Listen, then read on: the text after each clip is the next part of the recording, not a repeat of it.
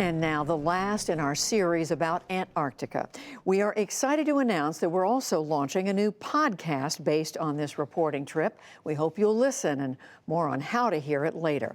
But first, for most of human history, the icy continent at the bottom of the world was an unknown, unvisited place. Humans discovered Antarctica only about 200 years ago.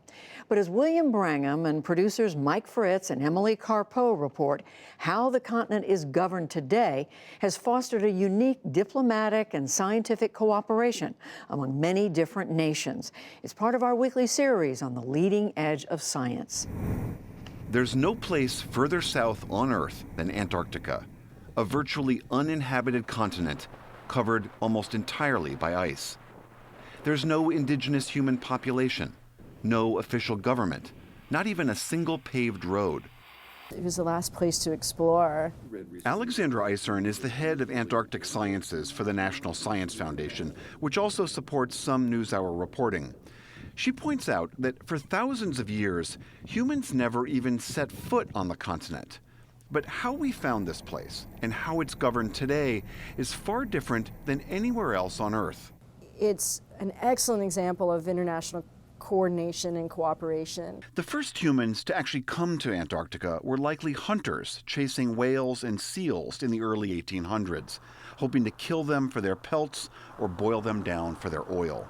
So there was a real economy built around whaling. Once those mammals were discovered here, it set off something of an Antarctic gold rush.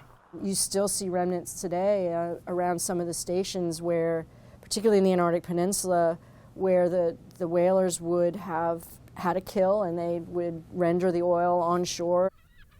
Relics of this once booming industry are scattered across the continent. This was a former British and Norwegian whaling station. Those huge tanks, they were once full of whale oil. But once the whale and seal populations were decimated, the hunters went home. It wasn't that there was any environmental reason. They left because they had fished everything out. Up until this point, whole sections of Antarctica remained a mystery. Explorers had largely stayed away for reasons that went beyond just the harsh conditions, according to historian and author Stephen Pine. Nobody's going to get wealthy in Antarctica. There are no cities to sack. There are no peoples to convert. There's nothing there. The further you go into the interior, the more and more there is of only one thing, and that is ice. It's probably as close on Earth that you can come to being on another planet. But by the early 1900s, several nations rushed to explore the continent's untouched interior. This kicked off what is known as the heroic age of Antarctic exploration. This was how you showed that you were a scientific presence. This was a matter of prestige and status. It showed that you had arrived. They were hardy souls. We still have the historic huts that they used, and their clothes and everything are still there. It's a miracle they made it through any winter with what they were wearing.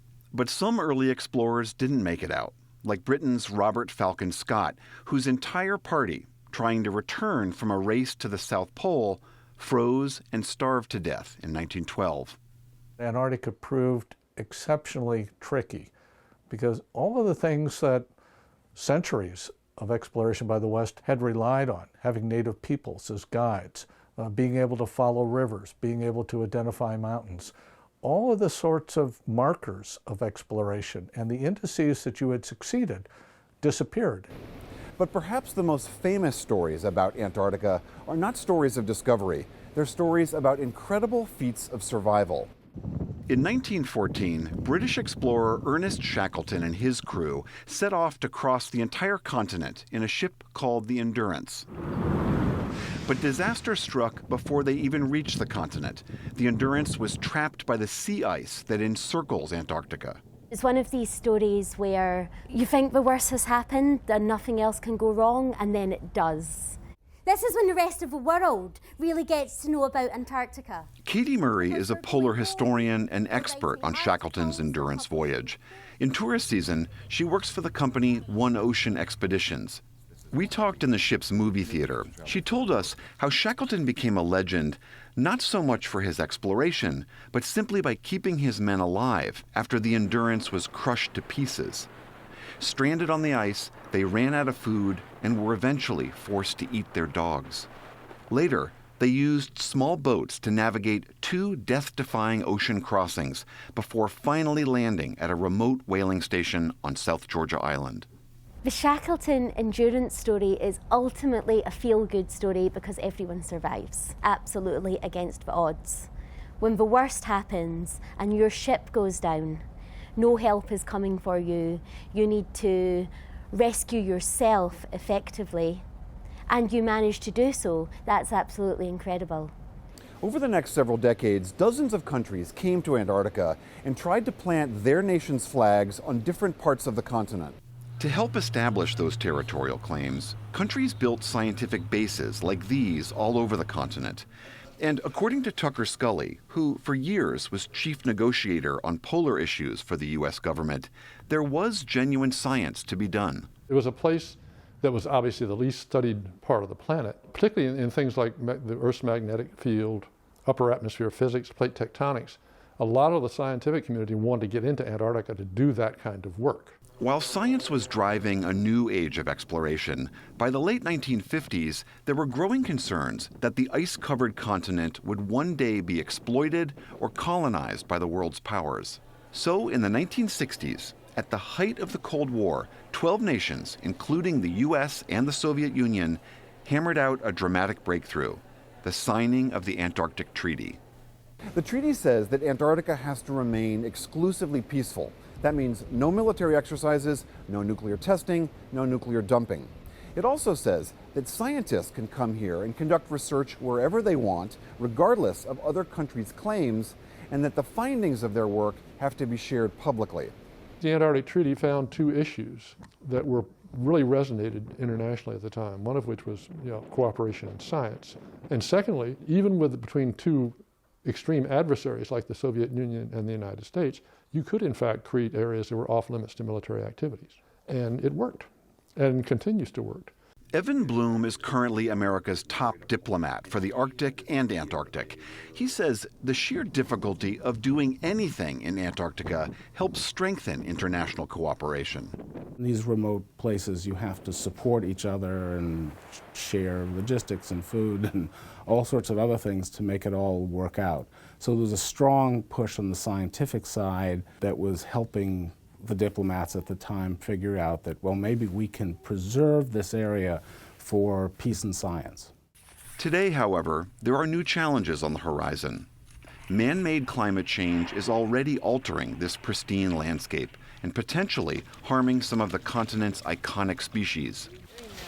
There's also growing pressure for more tourism and more large-scale commercial fishing. And with the vast majority of the world's fresh water frozen in Antarctica, some hotter, drier nations have begun eyeing all that ice. In fact, a business in the United Arab Emirates recently announced plans to try to tow a massive iceberg containing billions of gallons of fresh water over 7,000 miles to the Persian Gulf. And finally, some of the Antarctic Treaty's environmental protections expire in 2048 and will have to be renewed. The best thing that we can do for humanity in terms of Antarctica is keep it like it is. Claire Christian is the executive director of the advocacy group known as the Antarctic and Southern Ocean Coalition. A lot of countries are justifiably proud of what they've achieved in Antarctica in terms of preserving it as a place for peace and science. And I think that is something that they don't want to go back on. One of the biggest question marks facing this remarkable continent is, will that commitment hold? For the PBS NewsHour, I'm William Brangham in Antarctica.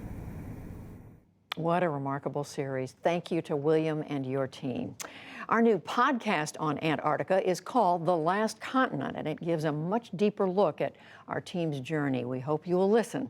You can search for The Last Continent or PBS NewsHour on Apple Podcasts or your favorite podcast app to subscribe and download episodes. You can write us or write a review or listen directly on our website at pbs.org/newshour/thelastcontinent.